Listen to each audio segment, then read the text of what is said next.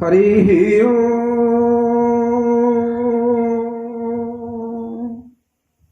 ओम अयमारम्भ शुभाय भवतु। ओम नमः भगवते श्री वासुदेवाय नमो नमः। ओम नमः भगवते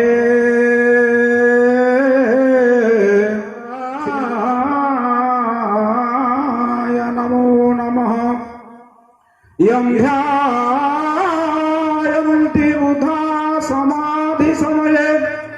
शुद्धं धियात सन्निभं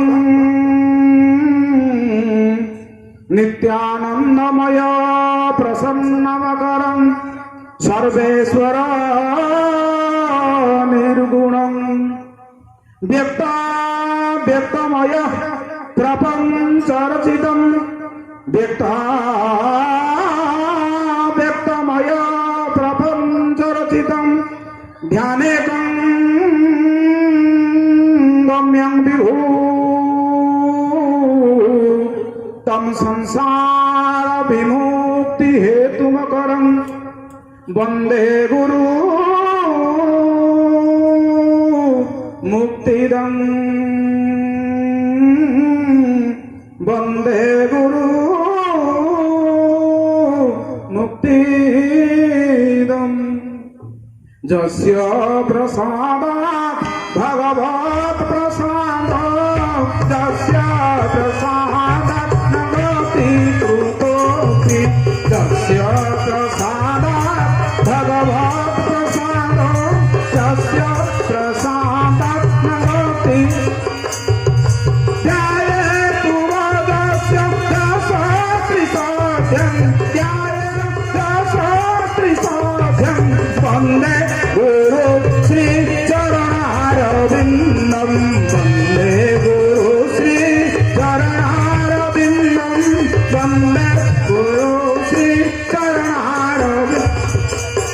मो समदीननदीनहित मो समदीननदीनहित तुम समान रघुवी तुम समान रघुवी असविचारी रघुवंशमणि असविचारी रघुवंशमणि हरहु विषम भयभीत हरहु विषम भयभीत श्री राम जय राम जय जय राम श्री राम जय राम जय जय राम श्री राम जय राम जय जय राम श्री राम जय राम जय जय राम। अकृतकर्ता अमृतमंता अदृष्ट द्रष्टा आनंदकंद सचितानंद चिन्मय घन अशरण शरण पद्म पलाश लोचन रसरास रसिकेन्द्र मौली ओ अघटन घटन पट्टियसी मो हृदयर कांडारी मोर हृदयर स्पंदन श्री गुरुदेव श्री चरणार बिंदरे अनंत कोटि दंडवत अर्पण पूर्वक आज जदुपुर गाँव में उपस्थित थिबा समवेत होइथिबा सम्मानित होइथिबा समस्त माँ माने समस्त भौणी माने समस्त भाई माने समस्त मौसी माने आपण मानकर समस्त मंगल कामना करुच्ची सन्यासी जो माने आसी पारि नाहंती दांड दुआरे दांड बारांडारे बसी कान को डेरी श्रवण करछंती कोन कुहा जाउची बोली तांकर मध्य मंगल कामना करुच्ची आ जो माने भाबुछंती सेटिकी गले काले दीक्षा नबाकू कहिबे काले कहबो तू जबरदस्त दीक्षा निये बोली की सेति पई मध्य आउ केतक आसी पार नाहंती सेति पई आपण मानको कहि देबाकू चाहे एठी केही काहाकू दीक्षा नबा पई बाध्य करंती नै कि बाध्य करि परिबे नाही जहार इच्छा हबो सीतार आश्रम को जाई दीक्षा नबो अन्य धर्म संप्रदाय बोली बाध्य साधक चेतई दिया जाए हे मनीष हे अबुझा मनीष तोर बाट होउची इयारे तू इयारे कुआरे जाउछु अबाटरे कुआरे जाउछु तेणु एई अबाटरे जाउथिबा अबुझा मनकू टिके बुझेई देबा पई आसंतु आमे जेते समवेत हेइछे आउ किछि समय परे प्रसाद प्रस्तुत हेकि थुआ हेलेनी समस्त आमे प्रसाद सेवन करिबा किंतु आसंतु मात्र गोटिए मिनिट पई आमे टिके गुरुकर कीर्तन करी हरिकर नाम कीर्तन करी आमे टिके दांडरे धूली मिश्रा भलिया मिसी ଯିବା କ୍ଷୀରରେ ନୀର ମିଶ୍ରା ଭଳିଆ ମସିଯିବା ବୋଲେ ଜଗନ୍ନାଥ ଭଗବାନ କି ସମସ୍ତଙ୍କୁ ନିବେଦନ କରିବି ସମସ୍ତେ ଟିକେ ତାଳି ମାରି ଟିକେ ଗାଇବେ ମାତ୍ର ଗୋଟିଏ ମିନିଟ ପାଇଁ ଏ ଯୋଉ ରାମ ଦରବାର ଏ ଯୋଉ ଗୁରୁ ଦରବାର ଏ ଦରବାର ଯଦି କିଛି ସମୟ ପାଇଁ କଳି ଯୁଗରେ ଧର୍ମ ହଉଛି ଏଇଆ ଅନ୍ୟ ଯୁଗରେ ଆପଣ ଯଜ୍ଞ କରିବେ ଫଳ ପାଇବେ କିନ୍ତୁ କଳି ଯୁଗର ବିଶେଷତ୍ୱ ହଉଛି ଏଇଆ ଆପଣ ଯଜ୍ଞ କରିବା ଖାଇ ମନେ ମନେ ଖାଲି ଭାବି ନେବେ ତେବେ ଆପଣଙ୍କ ବ୍ୟାଙ୍କ ଆକାଉଣ୍ଟରେ ପୁଣ୍ୟ ଆଶିଷ ମିଳିଯିବ ଷ୍ଟକ୍ ଆସିକି ଥୁଆ ହେଇଯିବ ବୋଲେ ବୃନ୍ଦାବନ ବିହାରୀ ଲାଲ କି ଗୁରୁଦେବ ଗୁରୁଦେବ ଗୁରୁଦେବ ପାହିମାମ ଗୁରୁଦେବ ଗୁରୁଦେବ ପାହିମାମ ଗୁରୁଦେବ ଗୁରୁଦେବ ଗୁରୁଦେବ ପାହିମାମ ଗୁରୁଦେବ ଗୁରୁଦେବ ଗୁରୁଦେବ ହେ ଗୁରୁଦେବ ଗୁରୁଦେବ ଗୁରୁଦେବ ରକ୍ଷମାମ ଗୁରୁଦେବ ଗୁରୁଦେବ ଗୁରୁଦେବ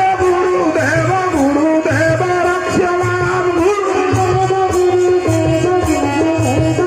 କେତେକ ଭାଇ ଟିକେ ତାଳି ମାରୁଛନ୍ତି ଆପଣମାନଙ୍କର ମଙ୍ଗଳ ହଉ ଆଉ କେତେକ ଭାଇ ବସିଛନ୍ତି ଚୁପଚାପ ହେଇକି ବସିଛନ୍ତି ଆପଣ କହିବେ ରାମ ଦରବାରରେ ପ୍ରଭୁଙ୍କ ନାଁ ନେବା ପାଇଁ ତାଳି ଟିକେ ମାରିବା ପାଇଁ ଆପଣ ଯଦି ଉତ୍ସୁକ ହେବେ ଉପରବାଲା ଭଗବାନ ବସିଛନ୍ତି କହିବେ ରହରେ ବେଟା କହିବେ ରହରେ ବେଟା ତୁ ମୋ ନାମକୁ ଗାନ କରିବା ପାଇଁ ଯେମିତି କୁଣ୍ଠିତ ହଉଥିଲୁ କୁଣ୍ଠେଇ ଯାଉଥିଲୁ କାଲି ସକାଳେ ଯେତେବେଳେ କହିବୁ ଗୋଟେ ବର ମାଗିବୁ ମୋ ପୁଅର ବାହାଘର ହେଇଯାଉ ମୋ ଝିଅର ଚାକିରି ହେଇଯାଉ ସେତେବେଳେ ମୁଁ ତୋତେ ବର ଦେବା ପାଇଁ ସେମିତି କୁଣ୍ଠେଇବି ତେଣୁ ଯାହାର ଇଚ୍ଛା ନାହିଁ ଚୁପ୍ ହେଇକି ବସନ୍ତୁ ଆଉ ଯାହାର ଇଚ୍ଛା ଅଛି ଜୋର ଟିକେ କୀର୍ତ୍ତନ କରନ୍ତୁ ତାଳି ଟିକେ ଜୋରରେ ମାରନ୍ତୁ ଗୁରୁଦେବ ଗୁରୁଦେବ ଗୁରୁଦେବ ପାହିମାମ ଗୁରୁଦେବ ଗୁରୁଦେବ ଗୁରୁଦେବ ପାହିମାମ ଗୁରୁଦେବ ଗୁରୁଦେବ ଗୁରୁଦେବ ରକ୍ଷମାମ ଗୁରୁଦେବ ଗୁରୁଦେବ ଗୁରୁଦେବ ଗୁରୁଦେବ ଗୁରୁଦେବ ରକ୍ଷମାମ ଗୁରୁଦେବ ଗୁରୁଦେବ ଗୁରୁଦେବ ଗୁରୁଦେବ ଗୁରୁଦେବ ପାହିମାମ ଗୁରୁଦେବ ଗୁରୁଦେବ ଗୁରୁଦେବ ପାହିମାମ बोले जगन्नाथ भगवान की बलभद्र भगवान की सुभद्रा मैया की पतित पावन की त्रिनाथ गोसाई की गुरुदेव भगवान की जय बोलने वाला की अच्छा जो माने जय बोली न कहते भी आम मंगल कामना करवा जय नहीं बोलने वाला की ए जदुपुर गाँ धन जमा गोपलक्ष्मी परिपूर्ण हो बोलानंद एक बार उपस्थित समस्त सर्वग्रहरिष्ठ खंडन हो बोलानंद एक बार समस्त गुरु कृपा बर्षी जाऊ बोलानंद एक बार 1982 मसीहार कथा कटक भुवनेश्वर जगतसिंहपुर चारिआडे प्रबल बन्या आज्ञा गाँ गाँव बन्या पानी पशि जाऊ थाए प्रबल मात्रा सुओ गाई गोरु भासी गले मनीष भी भासी गले केते कोठाघर भांगीगला जड़े संथ तांकर अनेक गुड़िए शिष्य थे गोटाए गाँव में खबर पाइले अरे मोर से गाँव में गुड़ाए खंडे शिष्य अच्छा बहुत दिन यहाँ खाई ना चिंता कले संथ जनक बाबा दी जनक चिंता कले कौन कले ना किछि पैसा भिक्षा करिकी क्विंटाले चाउल क्विंटाले चूड़ा किछि गुड़ ताकू धरी से गाँ को जीवा पई बाहरिले किए ना बाबाजी जनक बाहरिले संथ जनक बाहरिले 1982 मसीहार कथा जेते बेले गाँ भितर को जाती गाँ कोसे बाट अच्छी गाँ भितर को पशिबा पई एकमात्र थिला गोटिए बाट किंतु से बाटटी कौन है बन्या पानी रे 20 फुट 30 फुट पाखापाखि धोई जाइए एपटू प्रबल परिमाण में बन्या जल रास्ता को तड़ी नहीं कि सेपट को पड़े जाइए पानी भूस भूस होपटू सेपटू जाऊँगी एपट कूल ठिया हेले सन्थ दी जन शिष्य अच्छा जड़े मुंडे क्विंटाले चूड़ा बस्ता आउ जड़े मुंडे गोटे गुड़ बस्ता आउ जड़े शिष्यटीए पछरे बेग धरी ठिया आगे बाबाजी ठिया देखुं रास्ता नहीं बन्या पानी धोई नहीं रास्ता को कौन करेंगे केमिति जीवे गाँ को केमिति जीवे चूड़ा गुंडाई नहीं केमिति पहुंचे से गाँ लोकों पाखरे आज बाबाजी जनक ठिया हेले जाही ताई बाबाजी नुहंती आजिकाली बाबाजी मान देखिले लोक मैंने भावती ए भिक ତୁମକ ବାବାଜୀ ହେଇଥିବେ, ସାଧନା ଫାଧନା କିଛି ନାହିଁ। କିନ୍ତୁ ସାବଧାନ, ସେ ସନ୍ଥ ଜଣ ହଉଛନ୍ତି ଦିବ୍ୟଦର୍ଶୀ ସନ୍ଥ, ସେ ସନ୍ଥ ଜଣ ହଉଛନ୍ତି ସିଦ୍ଧ ସନ୍ଥ। ରାସ୍ତାର ଏପଟ ପାଖରେ ଠିଆ ହେଲେ ଦେଖିଲେ ପାଣି ଏପଟୁ ସେପଟୁ ଯାଉଛି, ଦି ହାତକୁ ଯୋଡ଼ିଲେ ଲମ୍ବେଇ ଦେଲେ, 4 ଫୁଟ 5 ଫୁଟ ଓସାରେ ଲମ୍ବେଇ ଦେଲେ। ଆଜ୍ଞା ଆପଣଙ୍କୁ ସତ ମତେ ମିଛ, ମତେ ସତ ଆପଣଙ୍କୁ ମିଛ।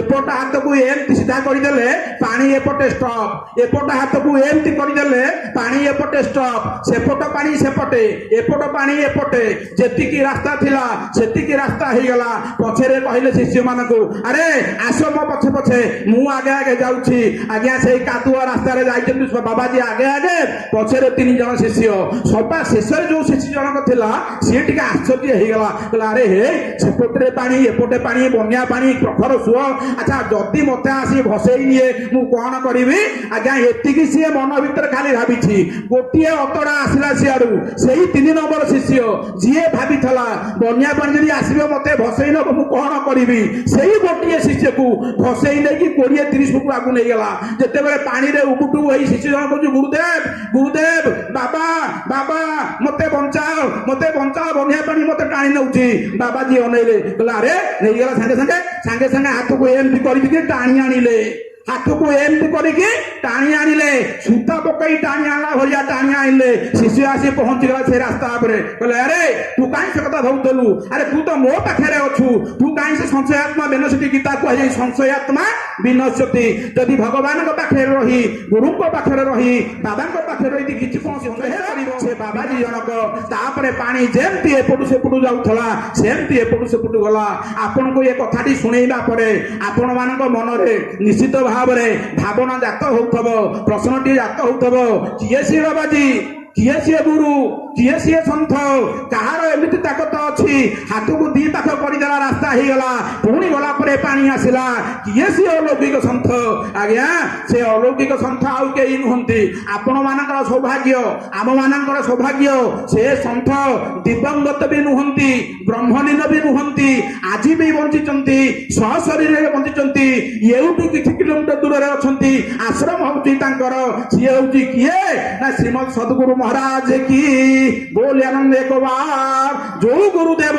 ମୁଗମୁଣ୍ଡାରେ ବର୍ତ୍ତମାନ ଅଛନ୍ତି, ବୟସ ଯାହାକୁ 90 ବର୍ଷରୁ ଅଧିକ କାଳ ହେଲାଣି, ଦୀର୍ଘ 40 ବର୍ଷ କାଳ ସମଗ୍ର ଓଡ଼ିଶାକୁ ଖାଲି ପାଦରେ ବୁଲି ବୁଲି ଯିଏ ଅଜପା ମନ୍ତ୍ର, ଯିଏ ଅଜପା ସୂତ୍ରକୁ ଶିଖେଇଥିଲେ, ସେଇ ହଉଛନ୍ତି ସେଦିନର ବାବାଜୀ, ଯିଏ ହାତ ହଲେଇ ଦେଇଥିଲେ ବନ୍ୟା ପାଣି ବନ୍ଦ ହେଇଯାଇଥିଲା। ତେଣୁ ଆପଣମାନଙ୍କୁ ନିବେଦନ କରିବ ସନ୍ନ୍ୟାସୀ, ଦୀକ୍ଷା ନେବା ପାଇଁ କୌଣସି ଆବଶ୍ୟକତା ନାହିଁ। ଆପଣ ଖାଲି ଥରେ ଯାଇକିନା ଯୋଉ 90 ବର୍ଷର ଉର୍ଦ୍ଧ ହେଲାଣି ଯୋଉ ବାବାଜୀ ଆମ ବାବା ଆମର ଅଛନ୍ତି, ଖାଲି ଟିକେ ଦେଖି ଦେଇକି ଆସନ୍ତୁ। ତାଙ୍କର ଯୋଉ ଓରା, ତାଙ୍କର ଯୋଉ ଆଧ୍ୟାତ୍ମିକତାର ଯୋଉ ବିଭୂତି, ଥରେ ଖାଲି ଟିକେ ଚିହ୍ନି ଦେଇକି ଆସନ୍ତୁ। ଗୁରୁଦେବ ସଂସାରକୁ ଏଇଥିପାଇଁ ଆସନ୍ତି। ଯାହା ଆମର ଭଉଣୀ ବୋଲୁଥିଲେ, ଏଇ ଅବୁଝା ମନ, ପଥ ବୁଲା ମନ ଆମକୁ କହିଦେଇକି ଯିବେ, ଆରେ ତୁ ଯେତେବେଳେ ମାତୃ ଗର୍ଭରେ ଥିଲୁ ନା, ହଁ ନା ତୁ ମାତୃ ଗର୍ଭରେ ଯେତେବେଳେ ଥିଲୁ ମତେ ତୁ ଡାକୁଥିଲୁ ନା, ହଁ ନା ଏବେ କାହିଁକି ଡାକୁନୁ ନା ମୁଁ ମାୟାରେ ପଡି ଯାଇଛି। ଆମେ ସମସ୍ତେ ଯେତେ ଆମେ ଏଠି ବଇଛେ, ମଉସା ସେଠି ବସିଛନ୍ତି, ଭାଇ ଜଣ ସେଠି ବସିଛନ୍ତି, ଛୋଟ ଛୁଆ ଠାରୁ ଆରମ୍ଭ କରି 8 ବର୍ଷର ପିଲା ଠାରୁ ଆରମ୍ଭ କରି 80 ବର୍ଷର ବୃଦ୍ଧ ପର୍ଯ୍ୟନ୍ତ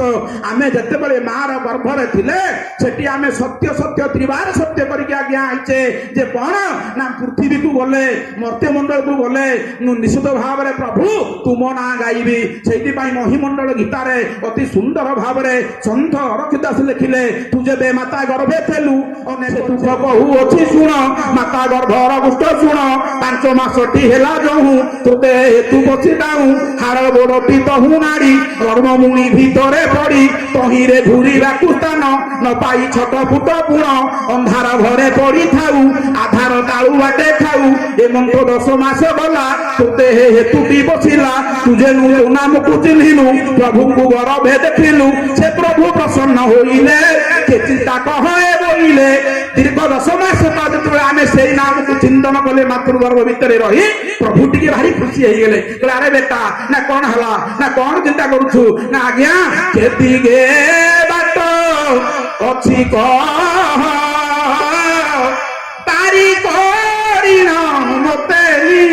ଏବେ। ହେ ପ୍ରଭୁ ମୁଁ ଏ ଅନ୍ଧାର ଘର, କିଛି ନାହିଁ, ସୂର୍ଯ୍ୟାଲୋକ ନାହିଁ, ଚନ୍ଦ୍ରଲୋକ ନାହିଁ, ଆଧାର ଥାଳୁ ବାଟେ ଖାଉଛି, ଏ ଚମର ଗୋଟାଏ ମୁଣି, ଏଇଟା ଗୋଟାଏ ତା ଭିତରେ ଆଜ୍ଞା 10 ବର୍ଷ ହେଲା ପଢି ମୋ ଜୀବନ ଅଧାଶ ହେଇଗଲାଣି। କେଉଁ ବାଟ ଟିକେ ଅଛି ମତେ ଟିକେ ବାଟ ଦେଖେଇ ଦିଅ, ମତେ ଟିକେ ପାରି କରି ନେଇ ଯାଅ। କି ପାଇଁ ଗର୍ଭ କଷ୍ଟ ଜାତ ତମକୁ କାହିଁକି ଗର୍ଭ କଷ୍ଟ ପ୍ରଭୁ ଦେଲୁ, ତେଣୁ କେତିକେ ବାଟ ଅଛି କହ, ପାରି କରିନ ମତେ ନହ। ଆଜି ପ୍ରଭୁ କହିଲେ ଆରେ ତୁ ଯଦି ଯିବୁ ଏଠୁ ତତେ ମୁଁ ବାହାର କରିଦେବି ସତ୍ୟ ଯେ, କିନ୍ତୁ ତୁ ମତେ ଡାକିବୁ ତ, ତୁ ମତେ ସ୍ମରଣ କରିବୁ ତ, ତୁ ମତେ ଚିନ୍ତା କରିବୁ ତ। ସେଇ ସମୟରେ ଯିବ ବା ଆମେ ସମସ୍ତେ ସେଠି ଶପଥ କରିକି ଆଇଛେ, ଯେବେ ପଷ୍ଟୁ ପାରି ହେବି ଅବଶ୍ୟ ତୁମ୍ଭକୁ ସେବିବି। ମୁଁ ଯେବେ ଗର୍ଭ କଷ୍ଟରୁ ପାରି ହେବି ମୁଁ ନିଶ୍ଚିତ ଭାବରେ କହୁ, ମୁଁ ସତ୍ୟ ତ୍ରିବାର ସତ୍ୟ କରି କହୁଛି, ମୁଁ ନିଶ୍ଚିତ ଭାବରେ ତମକୁ ଡାକିବି। କିନ୍ତୁ ଜନ୍ମ ହେଇସାରିଲା ପରେ ଗୁରୁଦେବ କହନ୍ତି ମା ହଉଛି ପ୍ରଥମ ମାୟା। ଜନ୍ମ ହଉ ମା କହିଦେଲା ଆମକୁ ବେଶୀରୁ ବେଶୀ ଆମକୁ ଯେତେବେଳେ ପରିଚିତ କରିଦେଲା ଆମେ ସମସ୍ତେ ମାୟା ବନ୍ଧନରେ ବାନ୍ଧି ହେଇଗଲେ। ତେଣୁ ସେଥିପାଇଁ ଆମେ ଯୋଉ ମାୟା ବନ୍ଧନରେ ବାନ୍ଧି ହେଇକି ଅଛେ ଆମକୁ ଉଦ୍ଧାରିବା ପାଇଁ ଭଗବାନ ଗୁରୁ ସ୍ୱରୂପରେ ପୃଥିବୀକୁ ଆସନ୍ତି। ଚାହେଁ ଆପଣ ଯେକୌଣସି ଗୁରୁଙ୍କୁ ମାନି ପାରନ୍ତି, ସେ ଗୁରୁଙ୍କର କଣ କଣ କ୍ୱାଲିଫିକେସନ ରହିବା ଦରକାର ତା ମଧ୍ୟ ଭାଗବତର ଅଛି। ଆଜିକାଲି ଭାଗବତ କେହି ଆମେ ପଢୁନେ। ତେଣୁ ଭାଗବତ କଣ କହିଲେ ନା ଯେ ଗୁରୁ ଜାଣେ ବେଦ ତତ୍ତ୍ୱ ନିର୍ଗୁଣ ଆତ୍ମା ଜାନେ ରତ ସମଦର ନିଷ୍ଠାପର ତପକଷଣ ଶହେ ଧୀର ନିରତେ ଖାଇ পরহিতে ঈশ্বর মায়া জানিতে এমন্ত গুরু তাদের ভোজি হিংসা কপট দূরে তেজি সেবা করিব শিষ্য মতে। অতি সুন্দর ভাবে শ্রীমদ ভাগবত কহিলে গুরুঙ্কর ইয়ে হচ্ছে ক্ୱାଲିଫିକେସନ। ସିଏ ବ୍ରହ୍ମଜ୍ଞାନ ଜାଣିଥବ, ବେଦର ତତ୍ତ୍ୱଟିକୁ ଜାଣିଥବ, ସମଦର୍ଶୀ ହେଇଥବ। 5 ଟଙ୍କା ଦଉଥବ ଯୋଉ ଶିଷ୍ୟ ତାକୁ ଯେମିତି ଦେଖୁଥିବେ, 5000 ଟଙ୍କା ଦଉଥବ ଯୋଉ ଶିଷ୍ୟ ତାକୁ ମଧ୍ୟ ସେମିତି ଦଉଥିବେ। ସମଦର୍ଶୀ ଗୁରୁ ହେଇଥିବା ଦରକାର। ତେଣୁ ଏଇଭଳି ଜଣେ ଗୁରୁଙ୍କୁ ଧରି ସାରିଲା ପରେ ଆମ ଜୀବନ ସୁନ୍ଦର ହେଇଯିବ। ଆମେ କିନ୍ତୁ ହତ ଲକ୍ଷ୍ମା, ଆମେ କିନ୍ତୁ ଅଭାଗା କହୁ କାହିଁ ଗୁରୁ ଗ୍ରହଣ କରିବା ମ, ଗୁରୁ ପଢିଲେ କଣ ଲାଭ ଅଛି ମ? ନାଇଁ ଆଜ୍ଞା, ଭୁଲ କଥା। ଯେତେ ବଡ ବିଦ୍ୱାନ ହୁଅନ୍ତୁ, ଯେତେ ବଡ ସିଦ୍ଧାନ୍ତୀ ହୁଅନ୍ତୁ, ଯେତେ ବଡ ବେଦାନ୍ତୀ ହୁଅନ୍ତୁ, ଗୁରୁ ଜୀବନରେ ଗ୍ରହଣ କରିବା ଅନିବାର୍ଯ୍ୟ। ଗୁରୁ ଏଇଥିପାଇଁ ଆସନ୍ତି, ଆରେ ଆସ ଆସ ଆର ପାରେ କେହେବ ପାରି ଆସ କେହେବ ପାରି ଆସ ଆସ ଆର ପାରେ ଅଜପାନା করে গুরু অজপানা করে গুরু দেবনা ঘুরি আস আস আর পারে কেহেব পারি আস আস আর পারে। গুরুদেব কହୁଛନ୍ତି ହେ କଳିହତ ମାନବ, ହେ ଯଦୁପୁର ଗ୍ରାମର ଗ୍ରାମବାସୀ ମାନେ, ଆରେ ମୁଁ ପୁରା ଅଛି, ଆରେ ମୁଁ ପୁରା ଅଛି ଏ ସଂସାର ସାଗରକୁ ପାରି କରିବା ପାଇଁ। ଆରେ ମୁଁ ଅଛି, ଆସ। ଆଉ ମୋ ପାଖରେ ଗୋଟେ ନାବଟିଏ ଅଛି। ନା କୋଉ ନାବ? ନା ତାହା ହଉଛି ଅଜପା ନାବ। ସେ ଅଜପା ନାବରେ ମୁଁ ତୁମକୁ ପାରି କରେଇଦେବି। ଏ ଉଦ୍ଧାର ପାଇବା ପାଇଁ ମଣିଷ ଏ ଜୀବନରେ ଅଜପା ସୂତ୍ର ବିନା ଆଉ କିଛି ନାହିଁ। ଇଏ ଏଭଳି ଏକ ସୂତ୍ର, ଇଏ ଏଭଳି ଏକ ମନ୍ତ୍ର। କଣ ନା ଯାହାକୁ ଦେଖିକିନା ସ୍ୱୟଂ ଜନ୍ତୁପତି ଯମରାଜ ମଧ୍ୟ ବିସ୍ମିତ ହେଇଯାଏ। ସୁମାର ଜନ୍ତୁପତି ମଧ୍ୟ ବିସ୍ମିତ ହେଇଯିବା। ଇଏ ଅଜପା ସୂତ୍ର ଏଭଳି ଭାବରେ ଭଜନ ହବ ନା କଣ ନା ନହଲିବ ଦନ୍ତ ପାଟି ନହଲିବ ଘଟିକା ଇଏ ଏଭଳି ଏକ ଅଜପା ସୂତ୍ର ଯାହା ଆମେ ଆଲୋଚନା କରୁଥିଲେ ତାକୁ ଜପ କରାଯାଇ ନାହିଁ ମ ନା ଆଉ ନା ନିଶ୍ୱାସ ପ୍ରଶ୍ୱାସରେ ଦିନକୁ 21,600 ଥର ଯାଉଛି। ଖାଲି ଟିକେ ଚେତନା ରଖିବ, ଖାଲି ଟିକେ ଚେତନା ରଖିବ। ଆଉ ଏ ଚେତନା ଯେବେଠୁ ରହିବ, ଏ ମନ୍ତ୍ରକୁ ଯେବେଠୁ ଗ୍ରହଣ କରିବ, ଆଜ୍ଞା ଜନ୍ତୁପତି ଯମ ଯାହାକୁ ଆମ ସମସ୍ତଙ୍କର ହାଲ ଭୟ। ଆରେ ଯଦି ଯମ ମହାରାଜ କହିବେ କାଲ ଆଜି ମୋ ସାଙ୍ଗରେ ଆମ ମାନଙ୍କର ସିଲେଇ ପାଣି ହେଇଯିବ। ତେଣୁ ଏ ଜନ୍ତୁପତି ଯମ ନହଲିବ ଦନ୍ତ ପାଟି ନହଲିବ ଘଟିକା ନହଲିବ ଦନ୍ତ ପାଟି ନହଲିବ ଘଟିକା ଏ ମନ୍ଦ ଭଜନ ଦେଖି ଯମ ହେବ କାଟକା ଏ ମନ୍ଦ ଭଜନ ଦେଖି ଯମ ହେବ କାଟକା। ଇଏ ଏଭଳି ହକାର ପାୱାରଫୁଲ ଭଜନ। ହଁ, ଇଏ ଏଭଳି ଏକ ଶକ୍ତିଶାଳୀ ଭଜନ ଯାହାକୁ ଦେଖି କାଳ ମଧ୍ୟ ଖୋଜେ ବାଟ ଦୂରରେ ରହିବ। କାଳ ଆମମାନଙ୍କୁ ଛୁଇଁ ପାରିବ ନାହିଁ। ତେଣୁ ସେଭଳିଆ ମନ୍ତ୍ରଦାତା ଯୋଉ ଗୁରୁ ଦଉଛନ୍ତି, ଯୋଉ ମହାପୁରୁଷ ଦଉଛନ୍ତି, ତୁରନ୍ତ জীবনটা ଆଉ ସମୟ ନାହିଁ କିନ୍ତୁ ମନେ ରଖନ୍ତୁ ଭାଇ ମାନେ ଆଜିକାର ସାଧୁ ସନ୍ଥ ମାନେ ଦିବ୍ୟ ସନ୍ଥ ମାନେ ଆମେ ତ ଖାଲି ଖାଉଛେ ପିଛେ ଖାଲି ଘଣ୍ଟା ଦେଖୁଛେ କେତେବେଳେ ସନ୍ନ୍ୟାସୀ ପ୍ରବର୍ତ୍ତନ ଛାଡ଼ିବ ଗଣ୍ଡେ ଖାଇକି ଯାଇ ଶୋଇବୁ ନାଇଁ ଆଜ୍ଞା ଏ ଯୋଉ 26 ମସିହା 27 ମସିହା 28 ମସିହା ପୃଥିବୀ ପ୍ରତି ଭାରି ବିପଦ କେଜାଣି କାହିଁକି ଆଜି ରାତିରେ ଶୋଇଥିବା କାଲି ସକାଳୁ ଉଠୁ ଉଠୁ ଟ୍ରମ୍ପର ରାଗ ପିଡ଼ିଥବ ସକାଳୁ ଉଠୁ ଉଠୁ ସିଆଡେ ଦିଟା ଆଟମ୍ ବମ୍ ଏପଟେ ଦିଟା ଆଟମ୍ ବମ୍ ପୂର୍ବ ଦିଗକୁ ଦିଟା ଆଟମ୍ ବମ୍ ପଛକୁ ପକେଇଦେବ ଆମେ ସମସ୍ତେ ମରି ଯାଇଥିବା ଆଉ ଆଜ୍ଞା ସମୟ ନାହିଁ ତେଣୁ ଯୋଉମାନେ ଗୁରୁ ଗ୍ରହଣ କରିଛନ୍ତି ଏ ବ୍ୟାସ ମଞ୍ଚରୁ ଶ୍ରୀ ସନ୍ନ୍ୟାସୀ ତାଙ୍କୁ ଦଣ୍ଡବତ ପ୍ରଣାମ କରୁଛି ଆଉ ଯୋଉମାନେ ଗୁରୁ ଗ୍ରହଣ କରିନାହାନ୍ତି ତୁରନ୍ତ ଗୁରୁ ଚୟନ କରନ୍ତୁ ଚାहे ଯେକୌଣସି ଗୁରୁ ଗ୍ରହଣ କରନ୍ତୁ ଭାଗବତରେ କ୍ୱାଲିଫିକେସନ ଦିଆଯାଇଛି କିନ୍ତୁ ଆମେ ତାକୁ ଆମେ ଅନେକ ଲୋକ କହୁ ଏଇନେ କାହିଁକି ନବା ଗୁରୁ ଗ୍ରହଣ କରିବା ବୁଢା ହେଲେ ନବା ନବା ଯଦି କୌଣସି ଛୋଟ ଛୁଆକୁ ଯାଇ ଆପଣ କହିବେ 10ମ 11ମ ପିଲାଙ୍କୁ କହିବେ ଆରେ ଟିକେ ଗୁରୁ ଦୀକ୍ଷା ନେ ତା ମା ଚଟକି ପଳେଇ ଆସିବ ବାପା ଚଟକି ପଳେଇ ଆସିବ ନାଇଁ ପିଲାଙ୍କୁ ଦୀକ୍ଷା ପିଆ ତା ମୁଣ୍ଡ ଖରାପ ହେଇଯିବ ନାଇଁ ଆଜ୍ଞା ଦୀକ୍ଷା ନେଲେ ପିଲାଟି ଦକ୍ଷ ହବ ଆମେ ଦୀକ୍ଷା ନେଲେ ଆମ ଜୀବନଟା ଦକ୍ଷ ହବ ସେଇଥିପାଇଁ ଅଭିରାମ ପରମହଂସ ଗୁରୁଦେବ କହିଲେ କହୁଅଛି ଗୁରୁ ଜ୍ଞାନ ସାବଧାନେ ସୁରବନ ବଢି ତ ଆସିବ କିମ୍ବା ନବାଦ ବନ୍ଧ ପ୍ରାଣ ପ୍ରୟାଣ ସମୟ ରହିଛି ଅନେକ ଭୟ ବେଳକୁ ସ୍ମରଣ କର ରାଧା ଗୋବିନ୍ଦ ବିଷୟ ବାସନା ସ୍ୱପନ ତେଜି ଅମୃତ ଭୋଜନ ଦିଅ ହେବନ କେତେ କନ୍ତି ବୁଢା ହେଲେ କରିବୁ ନାଇଁ ଆଜ୍ଞା ଯେତେବେଳେ 49 ପବନ ବହୁଥିବେ 10ଟା ନୁହେଁ କି 100ଟା ନୁହେଁ କି 1000ଟା ନୁହେଁ ଉପନିଷଦ କହିଲା 10,000 କଙ୍କଡା ବିଛା ଆଚ୍ଛା ଆପଣ ମାନେ କଙ୍କଡା ବିଛା ନିହାତି ଦେଖିଥିବେ ଗୋଟିଏ ଛୋଟିଆ ଛୁଆ କଙ୍କଡା ବିଛା ଯଦି ମାରିଦବ 2.5 ଦିନ କାଳ ସେମିତି ଯନ୍ତ୍ରଣା ହଉଥିବ ଗୋଟେ ବୁଢା କଙ୍କଡା ବିଛା ସେମିତିଆ 10,000 କଙ୍କଡା ବିଛା ଏକକାଳୀନ ଯଦି ଆମ ଶରୀରକୁ ଦଂଶନ କରନ୍ତି ଯେତିକି କଷ୍ଟ ହବ ଆଜ୍ଞା 49 ପବନ ବହୁଥିବା ସମୟରେ ଏ ପ୍ରାଣକୁ ସେତିକି କଷ୍ଟ ହୁଏ ତ ସେଇଭଳି କଷ୍ଟ ହଉଥିବା ସମୟରେ ଯଦି ଆମେ ମନ୍ତ୍ର ନେଇଥିବା କେମିତିଆ ମନ୍ତ୍ର ନା ସେଇ ଅଭିରାମ କହିଲେ ତଳ ତଳ ନେତ୍ର ନ କରିବୁ ଟଙ୍କାରି ବିନ୍ଧିଥିବୁ ଟେକି କରି ଯାହା ଦେଖିବୁ ତାହାକେ ନ କହିବୁ ଠିକୁଣା କରି ମୁଁ କହିଲି ରାଧା କୃଷ୍ଣ ଯୁଗର ଠିକେ କହିଲି ମୁଁ ଅଭିରାମ ଧର ମଙ୍ଗୁଳି ଧର ବଣ କାଟି କରି ପୋଡକୁ ଦିଅ ସ୍ୱାମୀକୁ ନେଇ ଲଙ୍ଗୁଳି ସାଧନା ଯେ କରି ହେଲା ଲଙ୍ଗୁଳି ସାଧନାର କଥା ଅଭିରାମ ପରମହଂସ ଅତ୍ୟନ୍ତ ସ୍ପଷ୍ଟ ଭାଷାରେ କହିଲେ ହେ ଯଦୁଗୁରୁ ଗାମରା ହେ ଯଦୁଗୁରୁ ଭାଇ ଭଉଣୀ ମାନେ ଲଙ୍ଗୁଳି ସାଧନା ଆମକୁ କରିବାକୁ ପଡିବ କଣ ସେ ଲଙ୍ଗୁଳି ସାଧନା ଡ୍ରେସ ପତ୍ର ଉଲେଇକି ସାଧନା କରିବା ସିଏ ଆଜ୍ଞା ଆଉ ଘୋରି ସାଧନା ଆମେ ସମସ୍ତେ କରିପାରିବା ନାହିଁ ଲଙ୍ଗୁଳି ସାଧନା କହିଲେ ନାକ 2 ପୁଡ଼ା ଇଳା ପିହଳା ଗଙ୍ଗା ଯମୁନା ତାରି ଭିତରେ ଦେଇ ଯୋଉ ଜ୍ଞାନ ଯୋଉ ମନ୍ତ୍ର କରାଯାଏ ତାହା ହିଁ ହେଉଛି ଲଙ୍ଗୁଳି ସାଧନା ତେଣୁ ସେତେବେଳେ ମଲା ବେଳେ ଆମ ଭିତରେ 7 ଦୀପ ଅଛି ସେ 7 ଦୀପ ଜମ୍ବୁ ଲକ୍ଷ୍ୟ ଆରମ୍ଭ କରି କଞ୍ଚ କୌଶ ଶାଳ୍ମତୀ ଇଏ ସବୁ ମଧ୍ୟ ଉତ୍ତାଲିଆ ହେଇଯିବେ ତେଣୁ ସେଇ ସମୟକୁ ଯୋଉ ମନ୍ତ୍ର କାମ ଦବ ସେଇ ସମୟରେ ଆମେ ସେ ମନ୍ତ୍ରକୁ ଉଚ୍ଚାରଣ କରିପାରିବା ଦରକାର ହେଲେ ହନୁମାନଙ୍କ ଭଳିଆ ବ୍ୟକ୍ତି ହନୁମାନଙ୍କ ଭଳିଆ ମହାପୁରୁଷ ପ୍ରଭୁ ରାମଙ୍କ ପାଖରେ ଥାଇକି ମଧ୍ୟ ରାମଙ୍କର ଆପଣ ଜାଣିବେ ଯେତେବେଳେ ଲଙ୍କାକୁ ଗଲେ ପ୍ରଭୁ ରାମ ତାଙ୍କୁ ଗୋଟେ ମୁଦ୍ରିକା ଦେଇଥିଲେ ସେ ମୁଦ୍ରିକାକୁ ସେ କଣ କଲେ ନା ହନୁମାନ ପାଟିରେ ପୁରେଇକି ଯାଇଥିଲେ ହନୁମାନ ପାଟିରେ ପୁରେଇକି ଯାଇଥିଲେ ଆପଣ ମାନେ କେବେ ଭାବିଛନ୍ତି ମୋ ଯୁବକ ଭାଇ ମାନେ କେବେ ଭାବିଛନ୍ତି ହନୁମାନ ତ ଗୋଟେ ପିନ୍ଧିଦେବେ ଡ୍ରେସ ଗୋଟେ ପିନ୍ଧିଦେବେ ନା ତାରେ ମୁଡି ପାଇଲେ ନାହିଁ ସେ ମୁଦିଟାକୁ କଣ ଆଉ କୋଉଠି ରଖିପାରିଲେ ନାହିଁ ଏ ମୁଦିଟା ପ୍ରଭୁ ରାମଙ୍କର ପ୍ରସାଦ ତାକୁ ହନୁମାନ ପାଟିରେ ପୁରେଇକି ଗଲେ ମେଲି ମୁଦ୍ରିକା ବେଲି ମୁଖ ମାହି ଶ୍ରୀରାମ ଜୟ ରାମ ଜୟ ଜୟ ରାମ ହନୁମାନ ସେ ପାଟି ଭିତରେ ପୁରେଇକି ଗଲେ ଏଇଥିପାଇଁ ନା ତା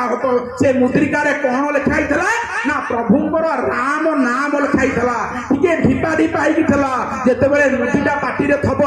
ଜିଭ ତ ନିହାତି ର ଉପରେ ଲାଗିବ ମ ଉପରେ ଲାଗିବ ଏଇଠି ପ୍ରଭୁ ରାମଙ୍କର ନାମ ହେଇଗଲା ବୋଲେ ରାମ ଭଗବାନ କି ତେଣୁ ପ୍ରଭୁଙ୍କ ପାଖରେ ଥାଇଥିବା ହନୁମାନ ଯେତେବେଳେ ନିରନ୍ତର ସବୁବେଳେ ପ୍ରଭୁଙ୍କର ନାମ ଜପ କରୁଛନ୍ତି ଆମେ ସାଧାରଣ ମଣିଷ ସଂସାର ମଣିଷ ଜଞ୍ଜାଳି ମଣିଷ ଆମେ ଏବା କେତେ ମାତ୍ର କି ଆମେ ଆଉ କୋଉ ଗାଈର ଗୋବର କି ଯୋଉମାନେ ଚାହୁଁଛନ୍ତି ମୁଁ ଦୀକ୍ଷା ନେବି ନାହିଁ ମୋର କୌଣସି ଶିଷ୍ୟ ହବା ଦରକାର ନାହିଁ ମୁଁ କୌଣସି ବାବାଙ୍କ ପାଖରେ ଗୋଡ ମୋ ମୁଣ୍ଡକୁ ତାଙ୍କ ଗୋଡ ତଳେ ପକେଇବା ଦରକାର ନାହିଁ ଅଧମ ଅଧମ ଅଧମ ଆଉ ସମୟ ନାହିଁ ଆରେ ଘର ବୋଲି ଅରଦିଛୁ ଭାଇ ମନ ଘର ବୋଲି ଅରଦିଛୁ ତୁ ଯେତେ କପ ଦାସ ଭଟ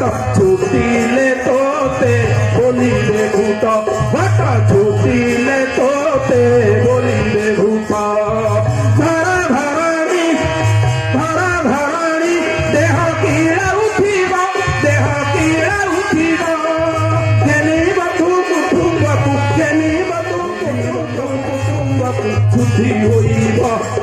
ଧେନି ବନ୍ଧୁ କୁଟୁମ୍ବକୁ ବୁଦ୍ଧି ଯୋଉ ଭାଇ ମାନେ ଯୋଉ ସଂସାରୀ ଜୀବ ମାନେ ଏଇ ଘର ଦ୍ୱାର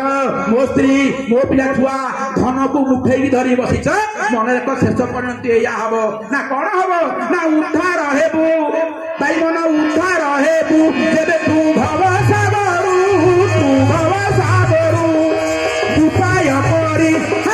ଉପାୟ କରି ଭଜ ହରି ଶ୍ରୀ ଗୁରୁ ତୁ ହରି ଶ୍ରୀ ଗୁରୁ ଉଣା ହେଉଛି ବେଳୁ ବେଳୁ ଆୟୁଷ ଉଣା ହେଉଛି ବେଳୁ ବେଳୁ ଆୟୁଷ ଆଉ ଏଣିକି ମନ ନାହିଁ ବୟସ ଏଣିକି ମନ ନାହିଁ ବୟସ ଏଣିକି ମନ ନାହିଁ ବୟସ କାହାକୁ 30 ହେଲାଣି କାହାକୁ 90 ବର୍ଷ ହେଲାଣି ଆଉ ଆଜ୍ଞା ସମୟ ନାହିଁ ଆଉ ସିଦ୍ଧାନ୍ତ ଉପରେ ପହଞ୍ଚନ୍ତୁ ନାହିଁ ଯାହା ସିଦ୍ଧାନ୍ତ ହେଇକି ଥୁଆ ହେଇଛି ତାକୁ ମାନି ଯାଆନ୍ତୁ ଆଉ ସମୟ ନାହିଁ ଆଉ କହିବାକୁ ବି ସମୟ ନାହିଁ ଆଉ ଆମର ଖାଇବାକୁ ବି ସମୟ ହେଇଗଲାଣି ତେଣୁ ମା ମାନେ ଭାଇ ମାନ ଆଜି ଯେତିକି ସମୟ ଆମେ ଆଲୋଚନା କଲେ ଏତିକି ଭିତରେ ସିଦ୍ଧାନ୍ତ ନେଇକି ଯିବା ମୁଁ ମୋ ଜୀବନରେ ଗୁରୁ ଗ୍ରହଣ କରିବି 1 ନମ୍ବର 2 ଯଦି ଗୁରୁ ଗ୍ରହଣ କରିଛି ଗୁରୁଙ୍କର ପ୍ରଦତ୍ତ ନାମକୁ ସବୁବେଳେ सबसे लीजिए सबसे रखिए सबसे बसिए नाम हाँ जी करते रहिए अपना करिए काम जो भी जहाँ करंतु से पवन स्वरूपी मंत्र से अजपा मंत्र को आमे माने समस्ते निरंतर तस्मात् सर्वे सुकाले